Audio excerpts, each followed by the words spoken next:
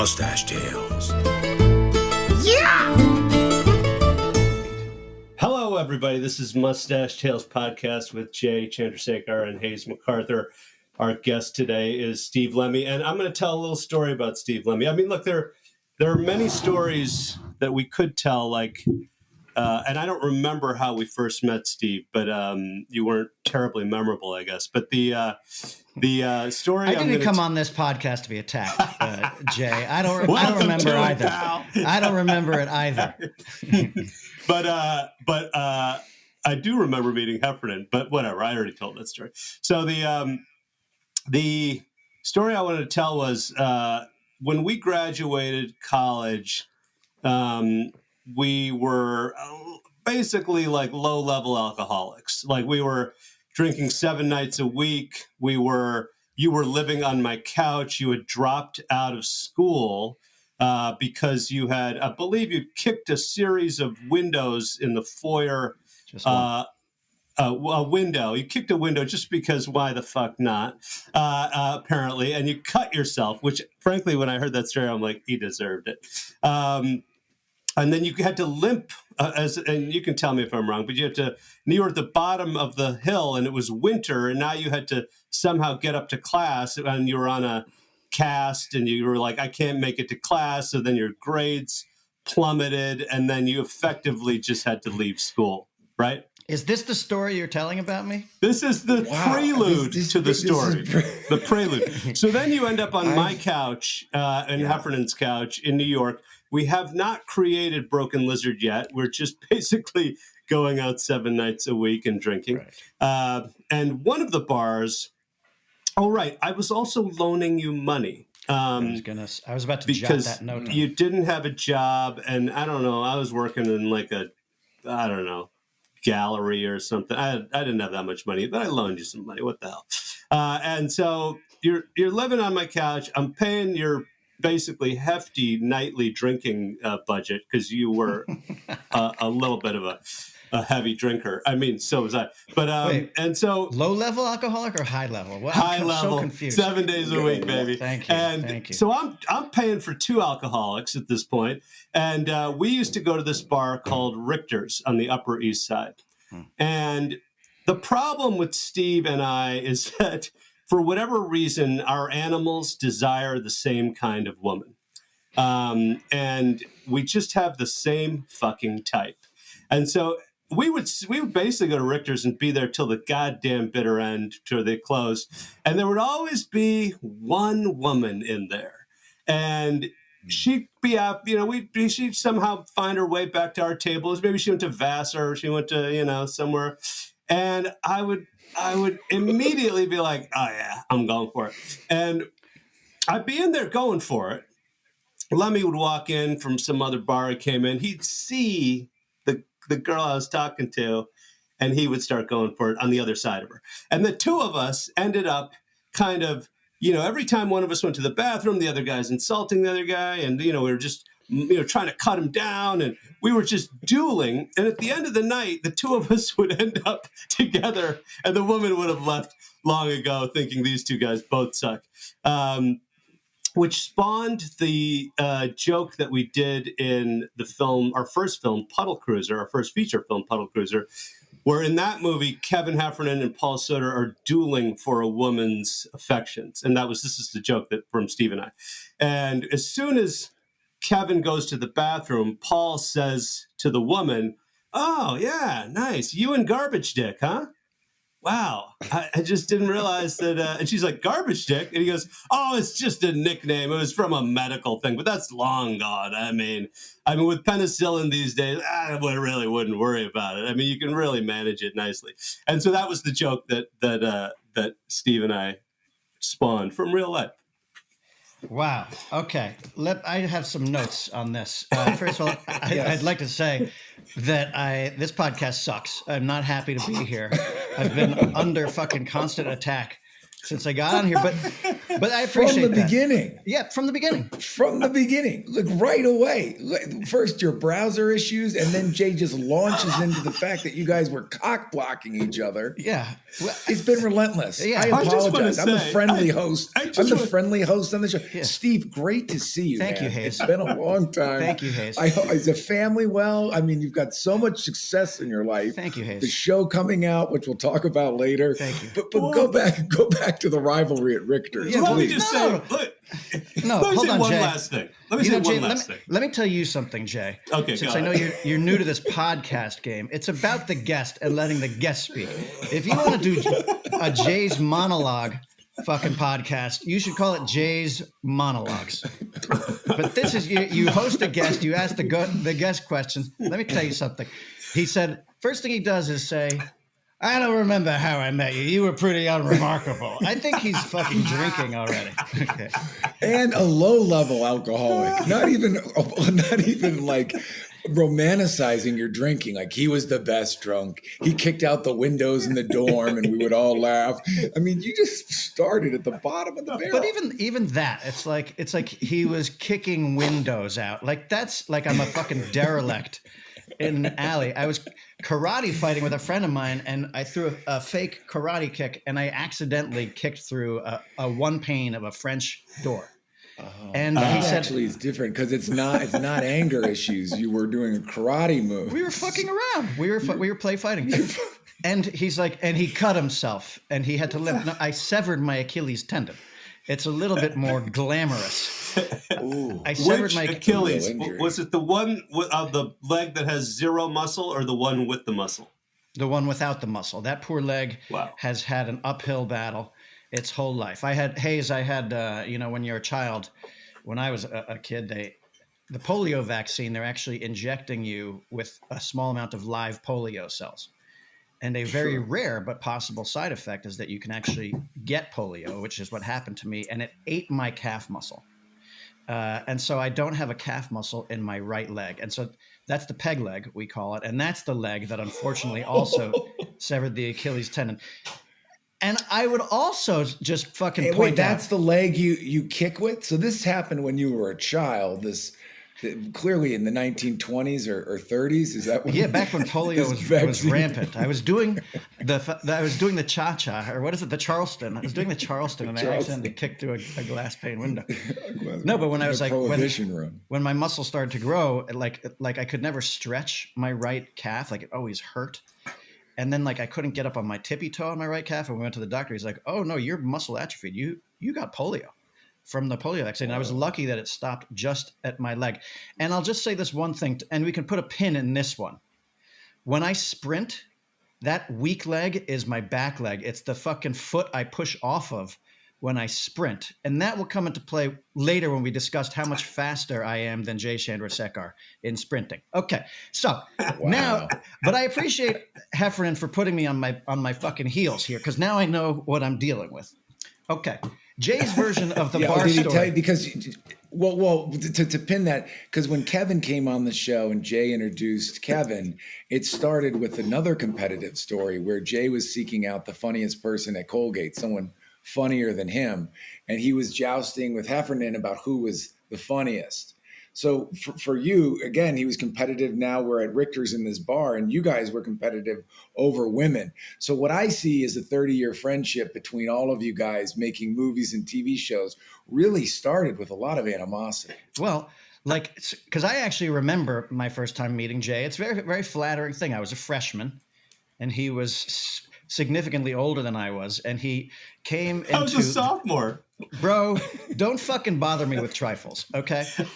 He was older, and he came in to pick up his date for the beta formal. She was one of the hottest girls in the freshman class, and he came in a tuxedo, and he was all glossy with hair gel and a short haircut, and he was like, "Hey, pal." And I remember, and he walked out with this hot girl, and I was like, this motherfucker coming up to my dormitory, taking my women. But that was, I held him in high esteem. I was like, I got to get to know that guy. It was a very friendly thing. And then we became fast friends. Now, the story he tells about Richter's bar is that happened a couple of times, but I can also tell the exact same story about me talking to a girl and Chandrasekhar striking out at the other end of the bar, and then fucking looking around and seeing me talking to a girl and him coming up and be like, hey, what's going on over here? And she's like, we were just talking about maybe going rollerblading. He's like, I'll come rollerblading with you. And you're like, oh, bro, here we fucking go again. We got this. Here comes the missile from the side. Yes. I admit that I may have done that, but it was only in revenge, and I thought I had a chance. Look, the reality is this. It got so bad that Steve and I had to call a truce, and we had to make rules around it, and said if first person to talk to her is the one who gets a free chance, and then from there, if it doesn't work out another day, then you can go do your thing. Yeah, and you would think that Jay would have honored that agreement, except the very next time, here he comes, hey, what are you guys talking about? What's going on? He violated the ceasefire. What's going on over here? Why are you talking to this little guy over here? What? This little polio-ridden friend of mine. Has he told you about his weak leg? Yeah. By the way, I am glad he told the garbage dick story. It is true. We did. That was my nickname for Jay ever since I knew him, and so we did put that in the movie. What up, garbage dick? How you doing, buddy? That's right. That's true. It's all true. What do you do? What do you do, Jay? You just roll out of bed and fucking do this podcast here? Your hair looks terrific. Well, Hayes, you look terrific, by the way. You dressed up. You got a nice shirt on. So good to see you, Steve. You're pleasant. Wow. I just have nothing but fond memories of you, and to see you here just means so much. I put on a Hawaiian shirt for each podcast, really finding a lane, a wardrobe, a point of view, as they say. Yeah, it's a signature. It's a signature. And Jay's signature is just looking like shit. That's cool, though. It's cool. It's the mustache. You guys need a theme song. And it's like, one guy's cool and one looks like shit. And neither have mustaches. Yeah, I have a mustache though. Look, I started growing my mustache. I wore my Cracklin' Bacon shirt in honor of Super Troopers 2, where we all worked together finally. And I'm very happy to be here. I was happy to be here. Although I have to admit, now it's good. It's like I'm like a puma. Like I got attacked, and now I've just been fucking sharpening my claws on the bark of a tree, thanks to Chandrasekhar. Well, so this was the style of conversation that we practiced back in college and in post college. It was, it was endless comedic insult, and it's very natural for us, Steve. Yeah, the House of Pain. Right? That's the House of Pain. That's what we called our That's our right, house. The House of Pain. Named after the Houston football team's stadium, the House of Pain, right? You remember that? They had like a dome that when you came in there, that people yelled so loud that football teams called it the House of Pain, and then we took it and named our fraternity house was the House of Pain. Nobody remembers? No, I thought it was based on the hard-ass Irish rap group that sang the song Jump Around. Jump Around. That's right. That was a white group. I don't remember anything about the Houston Oilers. Those guys were white? They were. White. Yeah. I thought they were your favorite hip-hop band. Well, that's... Oh, no, because you were always singing Jump, Jump, but that was Crisscross. That was your favorite hip-hop band. They just sang Jump. I think that's the greatest hip-hop song of all time. And I will tell you, my knowledge of hip-hop ends at Biggie and Snoop. So it's not that big a deal to be the greatest for me, but I really do love that song. Crisscross. It's a good one. It brings people to the dance floor. Great podcast. Steve, great podcast so far. Great podcast. You're a natural, Steve, Jay. No, sure. Okay. Tell me about your show is back on for a fourth season right now, right? It's about to July 20th, I think. I don't even know what, I'm disoriented now. Like Jay asking a legitimate host question. The attacks have stopped. We want to help get the word out that the attacks have stopped. Now we're promoting Tacoma. We want to get it out there. It's July 20th. It popped up today on my Instagram feed, so it's already out in the ether. Hayes, I just want to tell you, like, my guard is not down here. This is what Jay is doing. He's doing the Velociraptor approach. He's backing up and he's circling around to the other side. And just when I start to get relaxed, the attack is gonna come from another direction. Watch. Yes, season 4 of Tacoma FD is coming out July 20th. Thanks for asking, Jay. And it is the best season we've done so far. We've got some great new guest stars. We've got in a really one of the most delightful strokes of luck, we got David Arquette to come and play my doppelganger. That's fantastic. Well, it's a joke. I see it. It's a joke that we've been talking about since we made Super Troopers, and I had a mustache, and the great Brian Cox. Well, he told me I looked like Freddie Mercury, and then somebody else said, or David Arquette from Scream. And that was the one that stuck. And people have always remarked on it. Like, you know, we kind of had like a jowly thing going here on the sides, and but we asked him to come in and play my doppelganger. Like my character's name on Tacoma FD is Eddie Panizzi, which is spelled penis with an I at the end of it. And he plays a guy named Teddy DeCozy.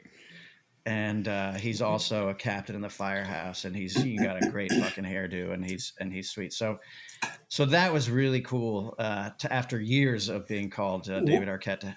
Now, was David Arquette the guy in the bar in Park City in Sundance that we made you go stand next to? That was Emilio Estevez.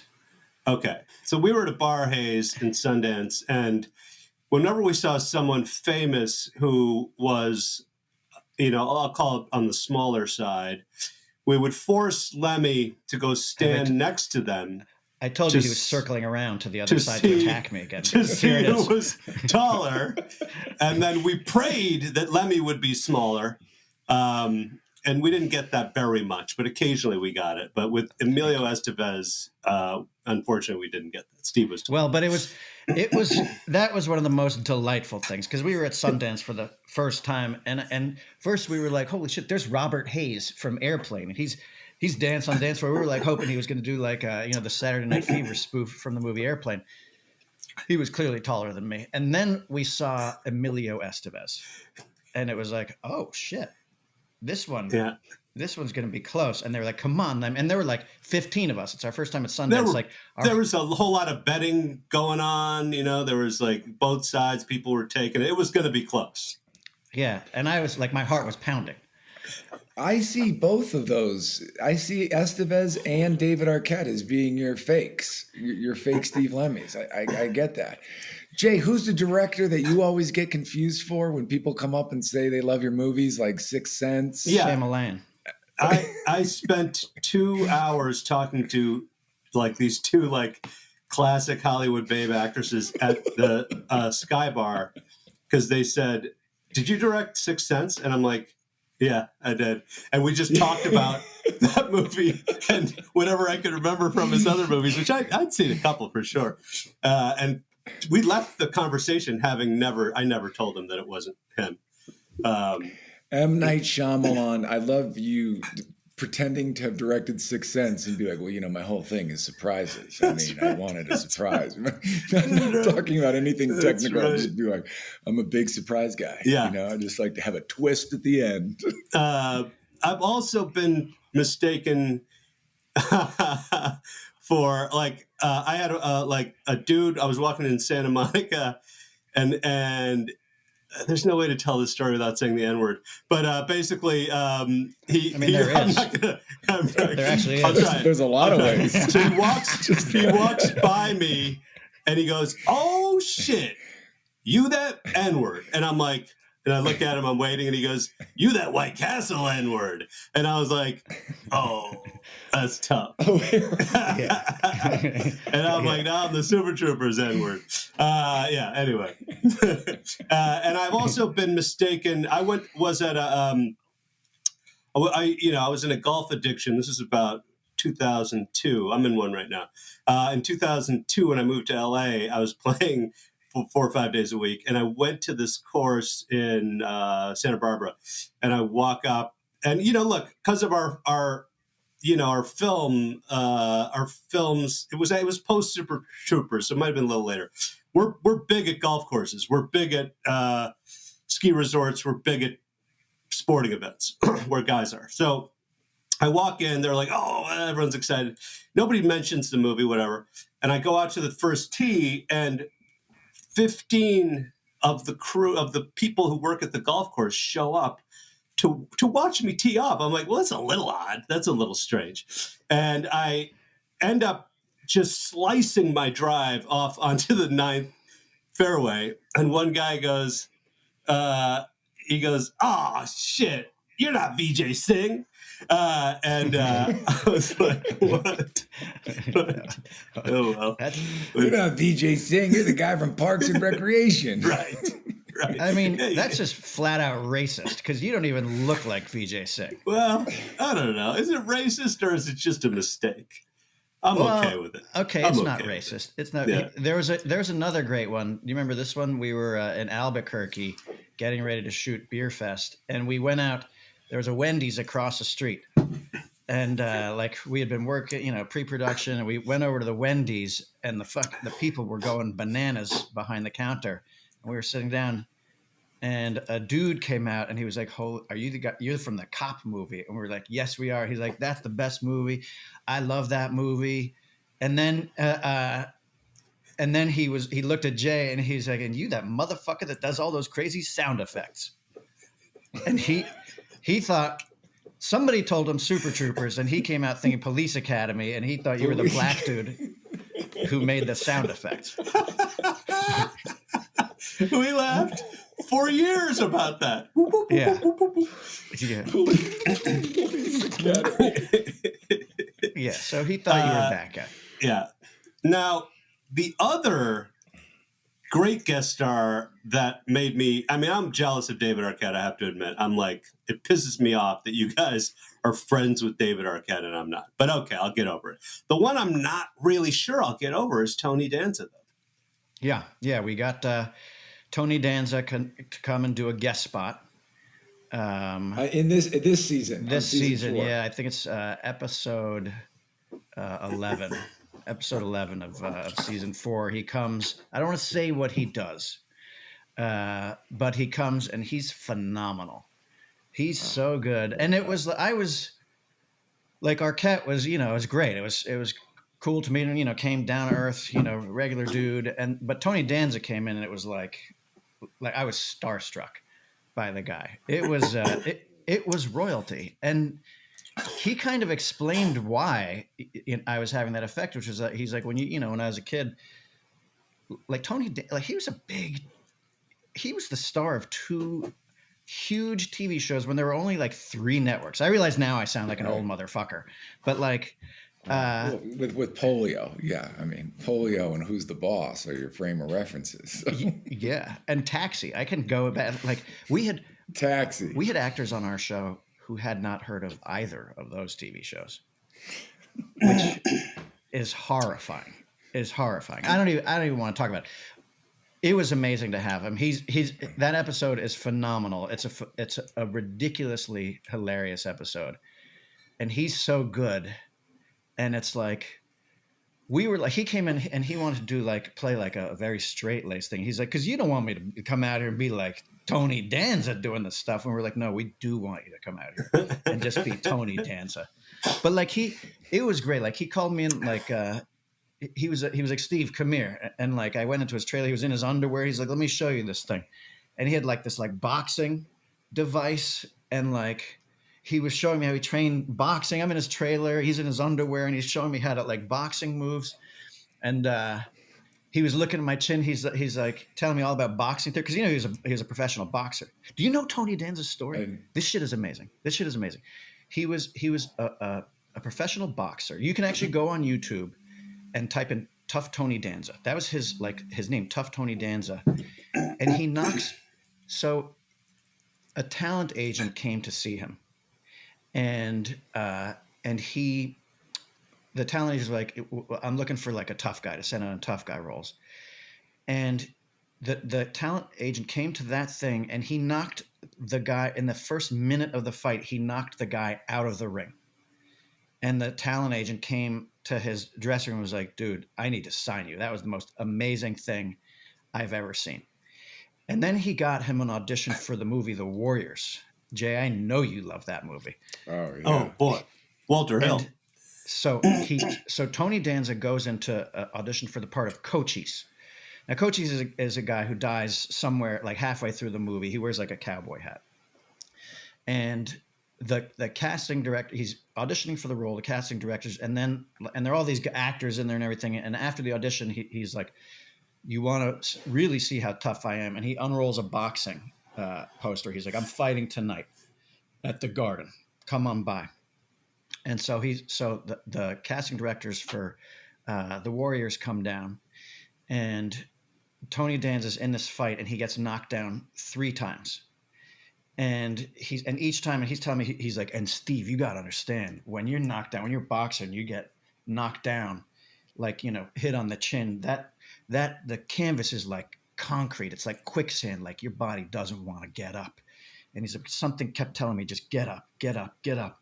He's like, I got up that 3rd time. And basically the story is, in the final round, after getting his ass kicked, he knocked this dude out. And was like, they were like holding him up and raising his hand and everything like that. And he was back in the locker room, and the casting directors for the Warriors came back, and they were like, that's the best audition we've ever seen. You got the part. And they gave him the part in the Warriors right there. And they flew him out to Los Angeles. And when he flying out to Los Angeles, and he was in like the waiting room to go and meet with these people, and a receptionist came down. She's like, you're Tony Danza, right? And he's like, yeah. She's like, you're the fighter. You're here for the meeting with the Warriors. And she said, James Brooks wants to meet with you. And so James, right now. And so Tony Danza, he's waiting to go into the Warriors to meet with the producers and the director. And instead he goes to this meeting with James L. Brooks, and they're reading for Taxi. And the part of the boxer is for like a big, like white heavyweight Jerry Cooney type. And so they give the script to Tony Danza, and they're like, just read this for us. And he reads the role, and right there in the room, they're like, you got the part in this pilot for Taxi. And wow. And they're like, we're shooting here. And so now he's just gotten this part, and his agent is like, okay, here's the problem. It's good. The pilot's going to shoot at the same time as the Warriors. And Tony Danza's like, I want to do the TV show. And Joel Schumacher, I guess, who was like, had something to do like producing the Warriors, calls him up. He's like, are you fucking crazy? Are you fucking crazy? You're going to do a TV show instead of a movie? We've given you this part. You'll never work in this town. That's the worst decision you'll ever make. And he's like, I'm sorry. I appreciate everything you did, but I want to be in a TV show. It feels a bit like a better fit. And so he chose Taxi over the Warriors. Wow. And so that's why there's another guy in the part of Cochise, but then Tony Danza, Taxi became the #1 show, and Tony Danza became a star. Anyway, that's right. The story. You didn't have the Cochise guy on Tacoma, that's for sure. No, he's not on Tacoma, and I'm not sitting in his trailer while he's in his underwear showing me boxing tips. Christopher Lloyd, Danny DeVito, Tony Danza, the cast was stacked. Yeah, it was stacked, and back then it was CBS, NBC, and ABC, and then his stories about like, he's like, I'm on Battle of the Network Stars, and like he this guy has stories. He told a great story about, because he was in Cannonball Run, and Frank Sinatra's in Cannonball Run, and he said his parents like were so upset that he gave up boxing and became an actor, and even on Taxi he was famous, and his mom was like, you'll be famous is the day that you introduced me to Frank Sinatra. And so Tony Danza and his son went to see Frank Sinatra perform, and then he said Sinatra showed up for his day of shooting in a helicopter and landed, and Tony Danza's son was with him. Sinatra was taking photos with all these people, and finally Tony brought up his son, and his son was like, "Hey, we saw you do a show, and it was great. It's like you were giving everybody a hard time. You're the band, you're teasing people and singing songs, but like you were awesome." And Sinatra was like, "Come here and get a picture with me, kid." And he's like, "What do you guys are great. What do you guys want to do?" And Tony Danza was like, "My mom really wants to meet you." And he's like, "You got it." And he sent the whole family backstage passes to a concert, and brought Tony Danza's mom and Tony Danza, and they all met. And Tony Danza's mom was like, and so that's how she decided that her son was a star. That he made it. I have goosebumps telling these stories. Like when he told, I was just following him around like a puppy dog. Did you tell him the story of the thing I did to you with the picture? So we had just signed with our new talent agency, the UTA, United Talent Agency, and I got a manila envelope in the mail and at my apartment in New York City, and I opened it up, and it's an autographed headshot, Tony Danza, and it said, "Hey Steve, I just signed with UTA too. I love your work. We should work together sometime. Best, Tony." And I was like, "Holy fucking shit, holy shit!" And I was like, call up Chandrasekhar. "You send me this fucking headshot, motherfucker." And he's like, "What headshot?" And I'm like, "I just got an autographed headshot of Tony Danza, and it reeks of Jay Chandrasekhar." He's like, hold on a second. He does he's like, what does it say?" And I tell him what it says. He's like, "You got to I'm a professional actor, but go on. Yeah. So he's like, hold, no, I didn't fucking send that to you. That's unbelievable." And I'm like, "I know, right?" And he's like, "Tony Danza, holy fucking shit, I got to come see that thing." So then, I'm calling up the Broken Lizard guys. "You sent me this fucking thing?" Everyone's like, no, their reactions are genuine and real. And I'm like, I come out of the whole thing convinced. I'm like, oh my God, Tony Danza likes my work and wants to work with me, and we're in the same agency. And I framed this fucking headshot, and I put it up right in the front hall of my apartment in New York City, so that when you walk in to my apartment, that's the first thing you see. The people, great conversations are, "What's this? Tony Danza sent you?" "Yeah, I know, right? Fucking Hollywood, baby." And a year goes by. 20 dry cleaners. You and 20 dry cleaners. And pizzerias. Pizzerias. Yeah. "Thanks, Mimi's. Great slice. Best, Tony." And anyway, a year went by, and then finally Chandrasekhar confessed. I was telling the story one day to like some girl in a bar, and Jay comes up, "Hey, what's going on over here?" And I'm like, "Oh, we're talking about how Tony Danza." "I'll tell you about Tony Danza. I sent you that fucking headshot, you fucking dummy." I'm like, "Never mind him. He's always doing this. Can we walk over here?"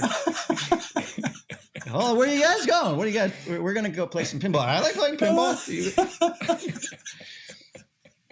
So then, like, we go to do, we're about to go do Club Dread. Oh, years later. Well, so I told Tony Danza that story, and I was like, "I got a Tony Danza headshot in the mail," and his face, he furrowed his brow, like, no fucking way. And like, that was just the one thing I was like, "Hold on, calm down, Tony, calm down. I'm telling you, here's the thing. You didn't actually send it to me." So that was when I told him that story. And he was like, "That guy sounds like a real fucking dick." And I was like, "I know, let you go for a year like that." I was like, "It's a good prank. It's a good prank. He got it. So then so then we go down to, we're going to go down to Mexico to make Club Dread, and a package arrives for me before I leave. And inside there's a pair of clam digger shorts, like long, like shorts that go down just past your knees. And I was like, "Hey man, I saw these and I thought of you, and can't wait to see you in Mexico."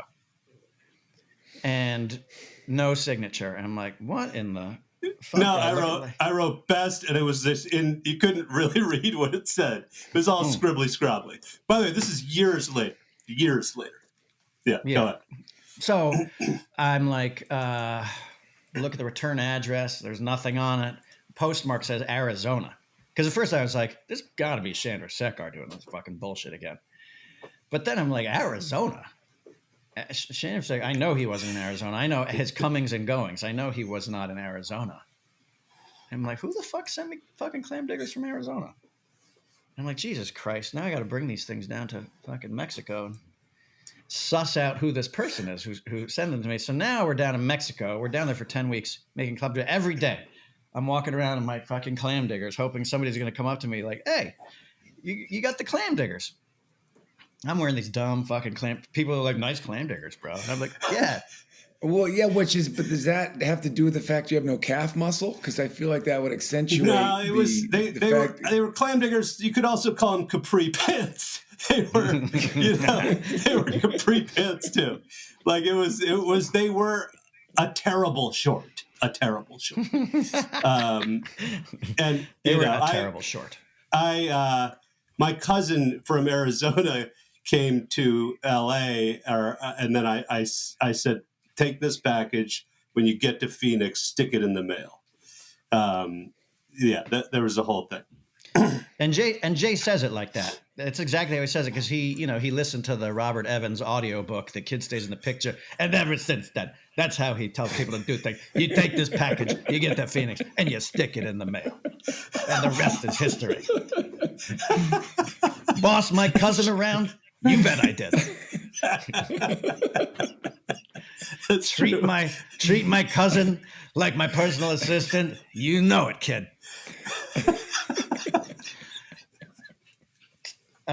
So yeah, I wore those around for a long time, and even after that. And I asked, like, Soder was from Arizona. I was like, you sent me these fucking clam diggers?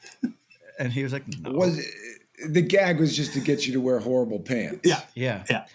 And by the way, Hayes, they actually, because they were so long, because they were capri pants, basically, they hid my calf. Like, they came down the back and covered up the super deficient looking part of my calf. While we're talking about that calf, because I know we had some when we were making Super Troopers too. We had some. There were some. I know you guys go back and forth about who's faster, and and even back then, Chandrasekhar was like, "Don't race Lemme.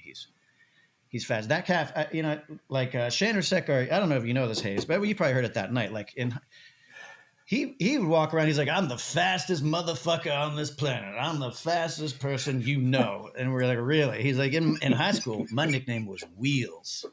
And we're like, ooh, Wheels, you must be fast. It's true. It's true. My dad's nickname in the neighborhood, because we had these races, was the Rabbit. Like, he was fast as fuck. And so I know, incredible that you get a neighborhood nickname, the Rabbit.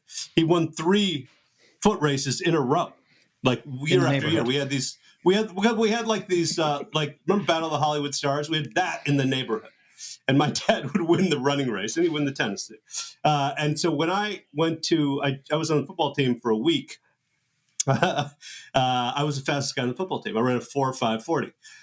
And so I was the fastest guy in my grade school. And so I went into college telling a lot of people, I'm the fastest guy you've ever met. And nobody ever challenged me until fucking Lemme challenges me while we're shooting Puddle Cruiser. I didn't.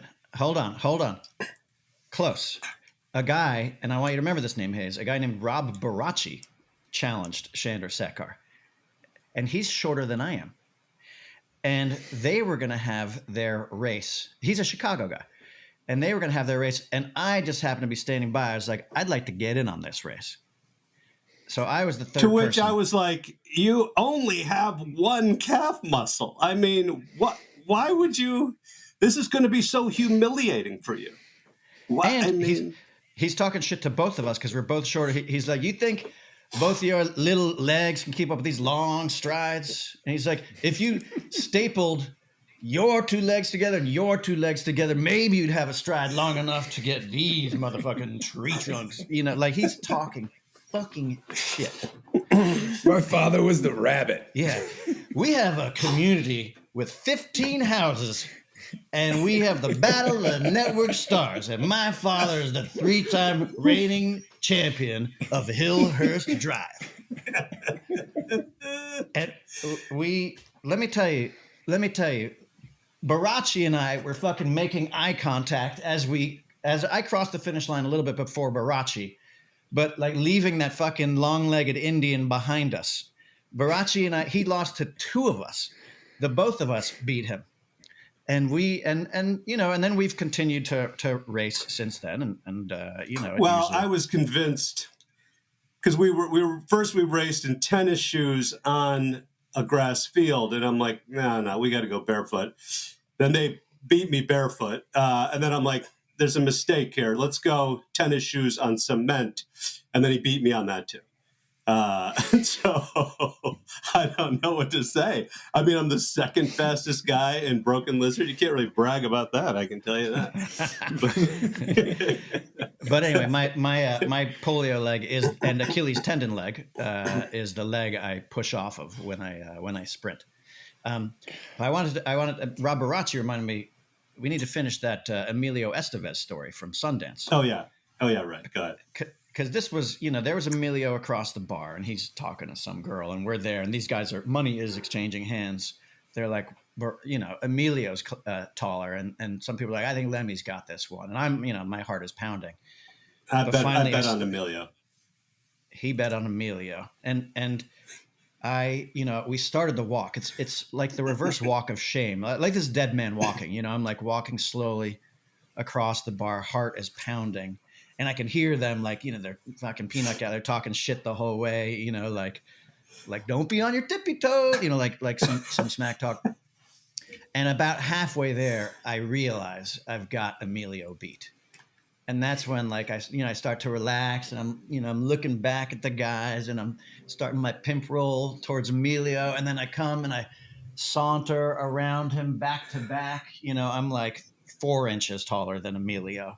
Or something like that. I come strutting back, like a peacock. But then we sent Baracci, and because Baracci is shorter than I was, and now the onus was on Baracci to somehow defeat Emilio Estevez in this arbitrary height contest, and Baracci lost to Emilio Estevez. He did. And well, the funny thing about it, Hayes, is that you would expect me to have some sympathy, but this is like its own form of crime. It's short on short crime. Like he came back, I was like, "What's up, you short motherfucker? What's up, you fucking oompa loompa motherfucker?" We're just now. When a short guy gets to be the tall guy, you don't want to be around that, Hayes. It's ugly. It's a huge win. It's ugly.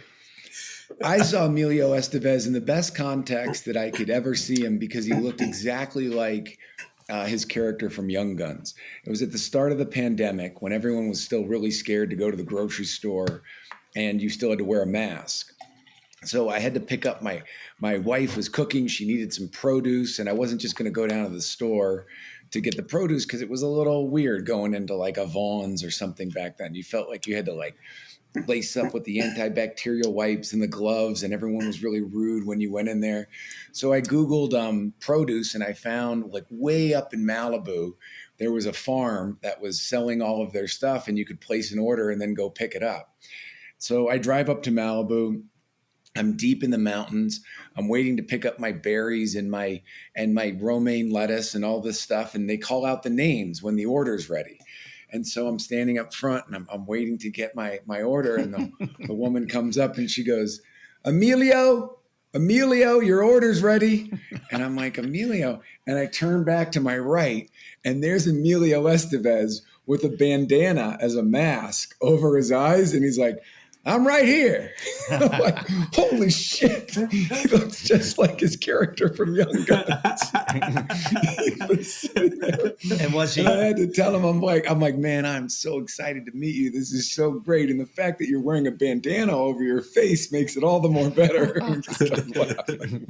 As he's on his tippy toes, looking up over the counter. Tippy toes, grabbing his carrots. Yeah. Get those up there. See what I'm talking about? That's what we do. Wow. Harsh. That's harsh. He didn't appear to me to be that small, actually. I think it was the cowboy hat and the mask gave him a really grand presence. And the big heels on his cowboy boots. You stayed in character for 30 years. Man, these short guys carry knives, Hayes. These short guys, you got to be careful of these guys. They carry knives against each other. Yeah, dude, but it's it's a boy named Sue. That's what we've, grown up. It's like we know how to punch up. Like you got to beware of the uppercut. I mean, that's all we're going to hit you with is the uppercut. But don't get me, dude. What is it? What's this stuff I've been hearing about? Rhino dart? Is it a beverage, a drink, liquor? What do you got going here? He's switching hats. Rhino dart. It's a Rhino dart is a cocktail that one of my best friends used to make, and it's like an agave based citrus cocktail, and he puts wildflower honey in it, and so it masks the taste of the alcohol. And so we were like, we should, people are making these ready to drink cocktails. We should do it. And so actually it's been like a 2-year project, but we launched in Nashville back in April. And it's 8% ABV, which is strong. Hence the Rhino dart, because you just pass out when you drink one of them. Yeah, it's like strong. The buzz is nice. And when you after a couple, you look like you've been, you look like you've been darted, but it's delicious. And we launched that. Well, what's the spirit? What's the spirit in there? Agave. It's tequila, but you can only say tequila. We have discovered that it's like champagne. If it's from a certain region of Mexico, otherwise it's agave. So it's an agave spirit with citrus, the wildflower honey. We did our first order. I drank it in Nashville. It's excellent. It's got a little sweet flavor to it, and you drink a couple of those, and you're pretty loosey goosey there. And that's what Is it the guy's wife said. Is it only said in Nashville? Oh, I don't know. I'm leaving to go to Nashville tomorrow. So is it still down there? Can I get it? Yeah. Are you really going to Nashville? I really am. Yeah, I'm going to be down there for 4 days. Yeah, absolutely. You can there's stores you can get it in. There's some bars you can get it in. Where are you going? I love that. I'm going to go check out the NHL draft because the Chicago Blackhawks have the first pick. So my son and I are going to go witness the pick, brother. Do you know what's crazy? Is I was reading a stat that was like the Blackhawks were not going to make the playoffs. And right at the end of the season with like they had lost like 14 games. I don't know how many in a row, but they beat the Penguins. And, that's right. And people were like, what the fuck are they doing? They're not going to, but they beat the Penguins and knocked the Penguins out of the playoffs, and the Panthers got into the playoffs. And the feeling is that that the Penguins wouldn't have beaten the Bruins, but the Panthers did. Whatever it was, it all panned out that what happened is if they hadn't have won that game and eliminated the Penguins, Columbus Blue Jackets would have somehow wound up potentially getting that first pick. And because of that victory, that seemingly meaningless victory, they have now wound up with the greatest. Yeah, it was a weird victory. It knocked one team out of the playoffs and then positioned them to, get this pick in the lottery. Yeah, it's pretty amazing. The guy, he's in my Instagram algorithm now, Connor Bedard. Because like the things he does, the videos of him working out, and it's like you saw Ivan Drago in Rocky IV. They've got him hooked up to oxygen machines, and it's crazy. Yeah, it's crazy. And he's, what is he, like 17 years old or something like that? And he, were you keeping track of the playoffs, even though the Blackhawks weren't in it? Oh yeah. There was a great. I thought every series was great up until the cup. Yeah. Yeah, I mean, the Eastern Conference, the Panthers, man, that run was incredible. And I was sad that they ultimately laid down right at the end there. But, what are you going to do? They were sneaky good. And the Bruins having the best season in NHL history with the President's Cup and all poised to make the whole run. It's just a curse. That's the curse of the President's Cup. It's the curse of the President's But there Cup. was, did you see there was like one broadcast where they had Connor Bedard on? And he's, like the panel, it's like, Gretzky and Anson Carter and, and Bissonnette. And now I can't remember who the other one is, but like, they're like, what is it unbelievable to be here sitting next to Wayne Gretzky and talking about it? And he's like, yeah, no, this is unbelievable. I'm here. I'm surrounded by all these great hockey players, and Bissonnette. And like just 16 or 17-year-old kid just took down the guy next to Gretzky, and everyone's laughing at him. And you're like, He's ready for the NHL. He's ready. It's funny when you see these guys that are ready in any sport, when you think they're going to be great. Part of it is when all the attention's on them and they're getting asked about their accomplishments and their training and what they want to do for the future. They just have this mindset, great athletes, where they're like, it's not really about me. It's about the team. It's about the guys I'm working with. Like, they know how to deflect. So they already seem like they've done something incredible. Yeah. But they just, with this mindset, it's not me. I was given these talents and I work really hard. And you're like, how do you just naturally speak like that? That's your mindset. Like, you already know what makes a great player great. I do feel that hockey players are the most like that naturally. Like, because it's because of the fighting. It's like they have grown up with first of all, don't touch our goalie. We will murder you if you touch our goalie. Like, it's such a team-oriented sport, and it's because of the goonery that happens in hockey. It's like you have to be watching out for your teammates because the refs can't see everything, and that's what it is. You got to stick up for each other. That's part of the team plan, and so it's like. I just showed my son the movie. I think it's one of the best sports movies ever made, Goon, with Jay Baruchel and Sean William Scott.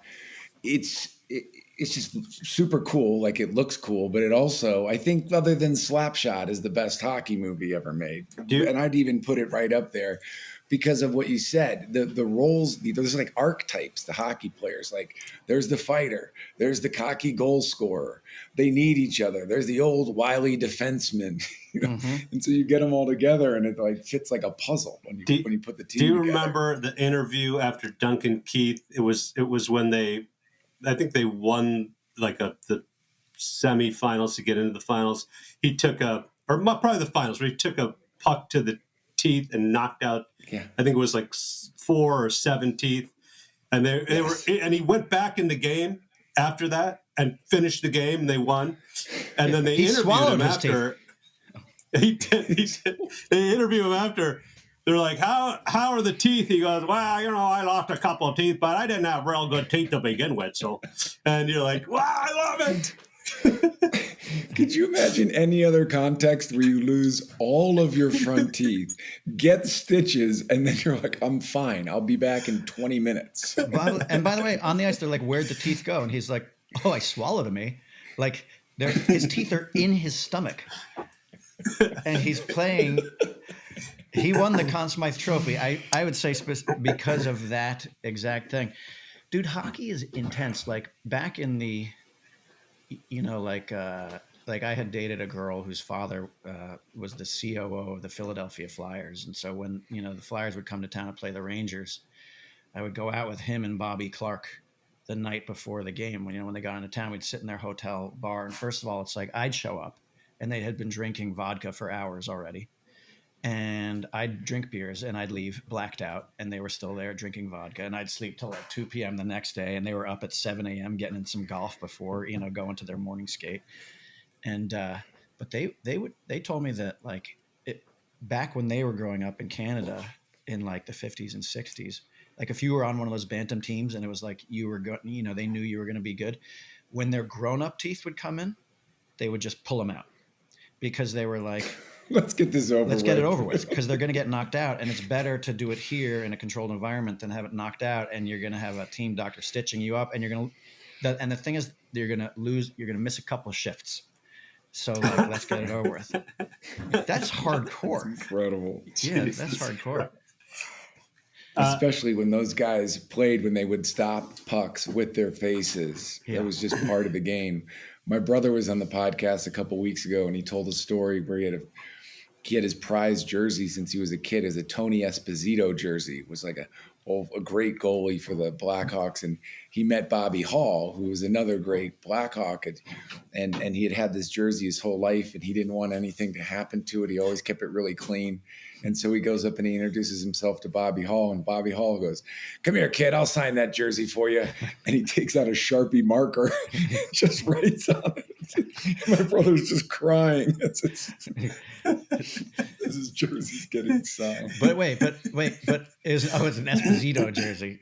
But, it was an Esposito. It didn't even make sense. You don't want another guy's signature on another guy's jersey. That feels like a violation. But, I mean, your problems could be worse, ultimately. It could be like, somebody else, not Bobby Hull, signs your still shirt. A great signature. Well, his brother was admittedly telling the story. He goes, "I was wrong to not want the signature, but I really didn't want him to put that signature on my shirt." He goes, "I know I'm the idiot. I know."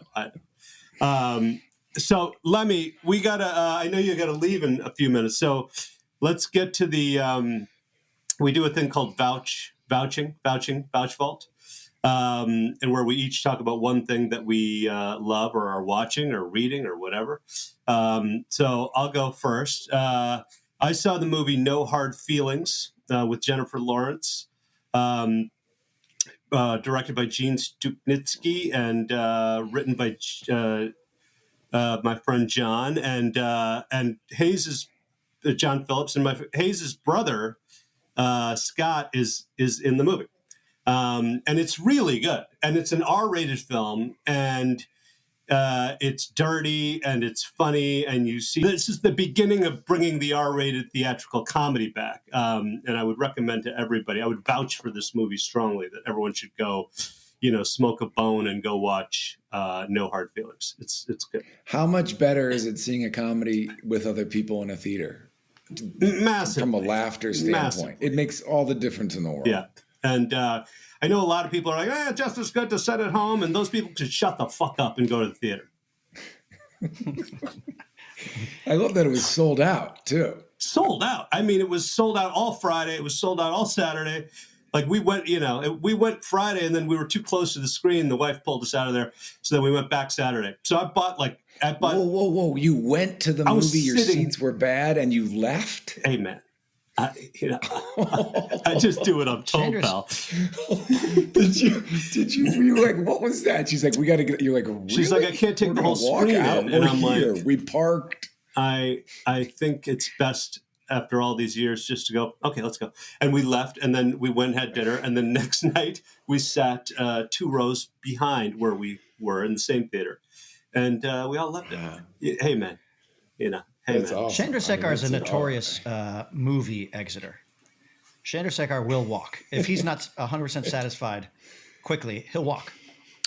If the film's not good, I'm not going to waste any time in there. I'm going to sneak out. I'm going to get out of there. But I love this movie. Can I tell a story about the best Chandrasekhar exit of all time, movie exit of all time?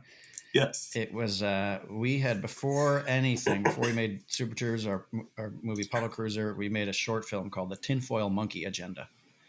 Like a 30-minute film about a military, American military outfit that goes down to a fictional South American country and extracts a dictator.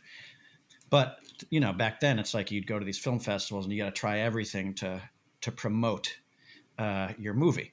And so Chandrasekhar and Heffernan were at this film festival, and Heffernan was in a gorilla costume wrapped in tinfoil.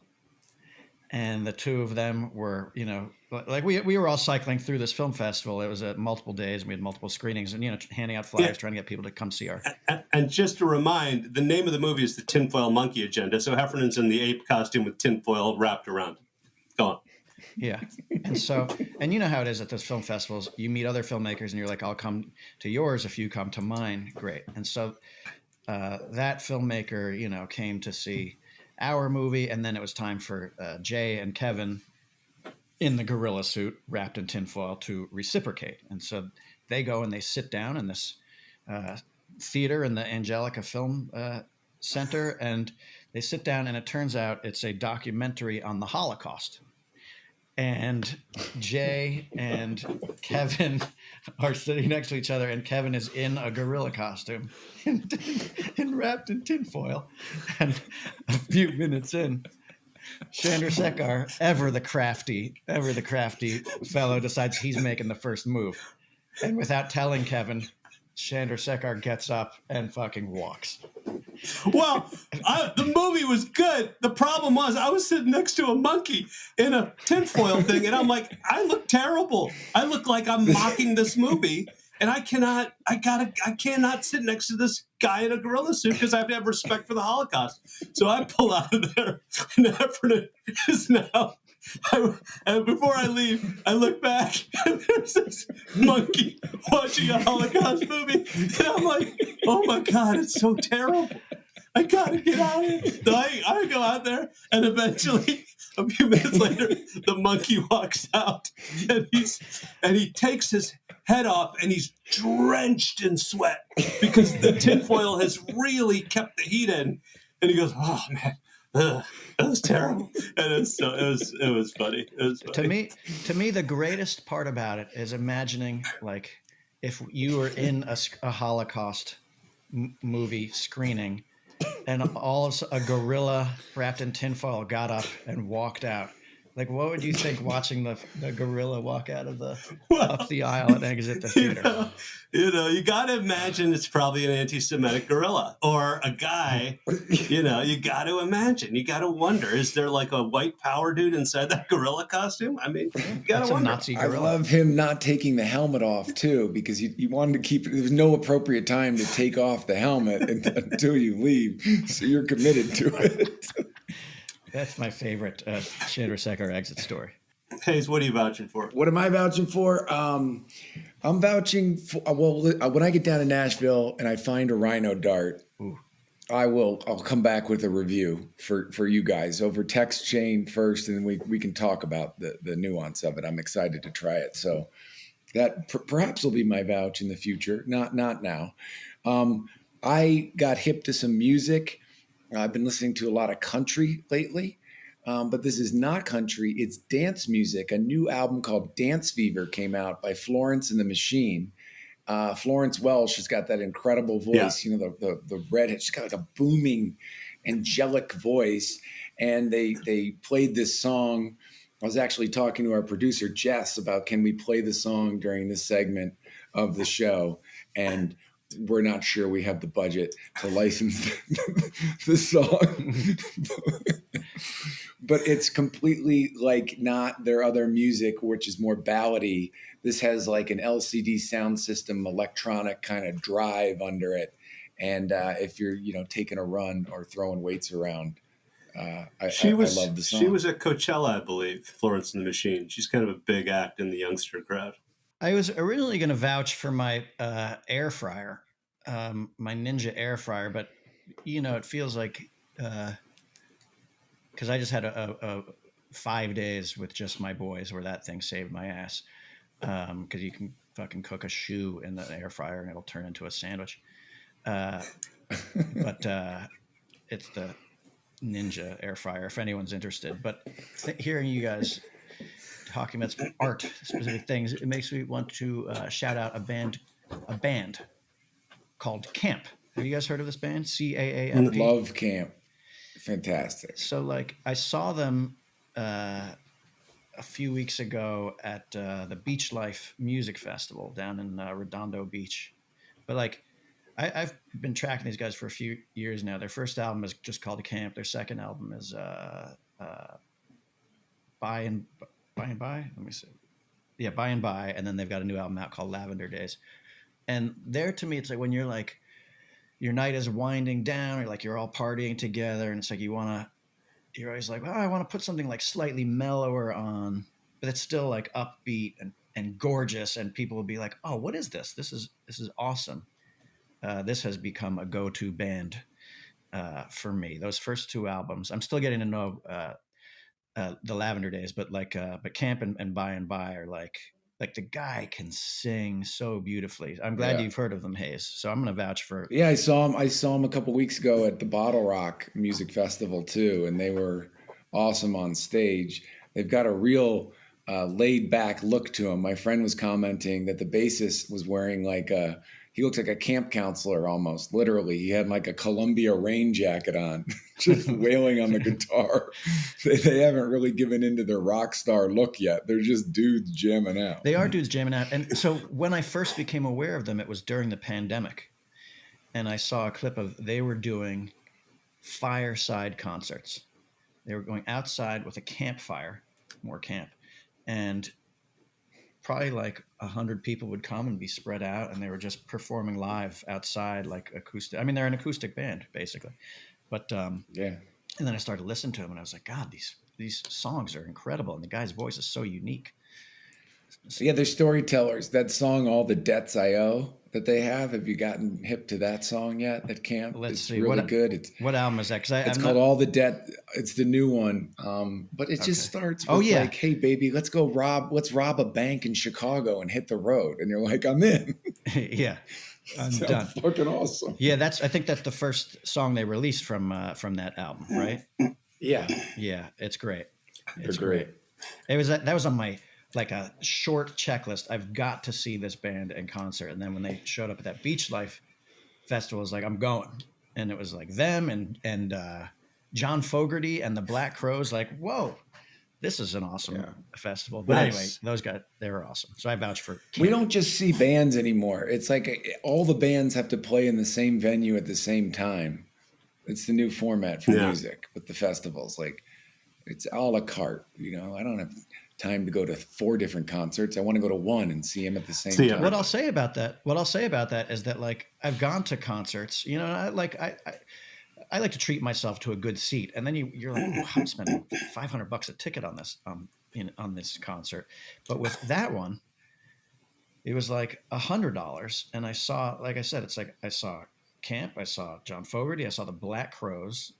And it was like 6 hours of seeing these bands. And it's like, they each come out and do like 75 minutes and then they're off. And like, and it was by the beach. It's on the beach. Like, it was incredible.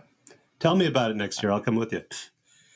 They're actually doing the one I'm thinking about going to. They're doing Beach Life, like in like September or October. It's like a country version of Beach Life. And I know the Marshall Tucker Band is going to be there. And that's the main attraction for me on that one. But there's still more. It's cool. I love it. Anything to plug? Anything else? Any upcoming events? Anything? No, just Tacoma FD, July 20th. And this year, TBS is going to run encore performances the following week. So if if like on July 20th, you'll see episode 1. And then the following week, episode 2 will be on True TV, and then episode 1 will be on TBS. And of course, the first 3 seasons are on Max right now. And then, Rhino Dart, I'll tell you what, August 3rd, 4th, and 5th, I'm going to be in Nashville at the Nashville Sounds. They've got a minor league baseball team, which like pretty popular event. And we're in a bar there called the Bandbox. And I'm going to be there all 3 nights. And we're going to have Rhino Dart tastings and come by and say hi. Have a Rhino Dart. I'm going to be in St. Petersburg, Florida, July 6th, 7th, and 8th at I don't know where, but look it up. If you go to my Instagram, you can find the tickets. And then I'm also going to be at Thalia Hall in Chicago, July 21st. I'm doing 2 shows there. I'm recording a comedy special. And then I'm doing 2 shows in London, August 10th and 12th. One's at the Bill Murray Theater and the other one's in Soho. The tickets will be on my Instagram link tree. You're a great salesman, Jay. This is what I've always appreciated about you. Like when Kevin and I did our podcast, what we found it was good when you were giving out information was to actually give out the information. So like when you're like, I'm playing at this place, it's good to know the name. I'm just saying. You might a pro tip on your next go around. It's got a funky name. It's like the Creative Collective or something. I don't know. Don't worry. Someone will figure it out. Just go dig around. You'll figure out where Jay is playing. You're doing great, Jay. You're doing great. Coastal Comedy, it's called. At the Coastal Creative. It's the Coastal Creative, July 6th, 7th, and 8th. It's going to be great. Well done. All right, buddy. Well, look at you guys. You got along after such a aggressive start to this conversation and your relationship. You've brought it home. I have high hopes. It's, what Jay should remember is that, like, if he's going to come out with a full-on attack like that, it's best like to comb your hair and fucking be slightly presentable. Because when you look like a bag of shit that just rolled out of bed, it cuts your own legs out from under you. Like I'm not threatened at all. I'm like, look at this fucking guy. It's true. The hairdo is terrible. It's terrible. It's all right. It's hard to. You like Gumby. It's all right. Yeah, that's right. All right, buddy. Thank you so much for doing this. It was so fun. Later, Steve. Thanks, boys. Good to see you, man. Yeah, man. We'll see you soon. Mustache Tales.